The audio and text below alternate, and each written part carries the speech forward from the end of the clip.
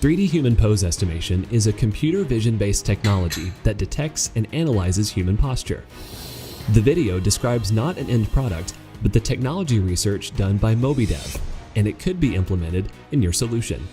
Now let's see how 3D human pose estimation works. Neural network analyzes video and detects three-dimensional coordinates of a number of joints on the human body. For each moment, the AI can take into account the data from past, present, and future video frames in order to make more accurate prediction of the current pose of the person. Once the neural network is trained to detect certain types of movements, it can identify and analyze them. The technology could be applied in healthcare, construction, education, and any other sphere. For example, AI can inspect recorded fitness exercises and highlight users' mistakes. The application records the user performing an exercise and sends the video to the cloud. Then, the video is split into individual frames. Video is analyzed to indicate the beginning and the end of the exercise.